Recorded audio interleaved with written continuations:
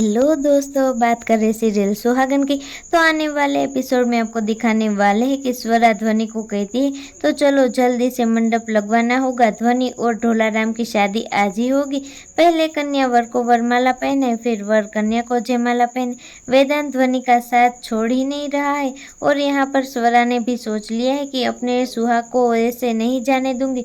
और यहाँ पर अम्मा ने बोला ही था ना कि तुम अपनी माँ की बेटी हो बिंदिया की, और बिंदिया ने अपने सुहाग के लिए क्या क्या नहीं किया था। यहाँ पर उसने थोड़ी ही जिंदगी जी थी। स्वरा कहती है कि अगर ढोलाराम जी यहाँ पर है तो मंडप में कौन बैठा है, लेकिन अपने सुहाग का साथ कभी नहीं छोड़ा और यहाँ पर वही सीखा है।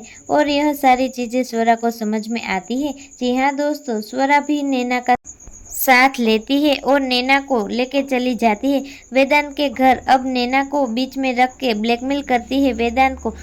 तो अब वेदांत की शादी गलती से ध्वनि से होगी तो स्वरा अपने सुहाग को कैसे वापस लेकर आएगी, जानने के लिए जुड़े रहे हमारे साथ हमारे चैनल माय टॉपिक में। अगर हमारी चैनल अच्छी लगे तो लाइक शेयर और सब्सक्राइब करना ना भूलिएगा।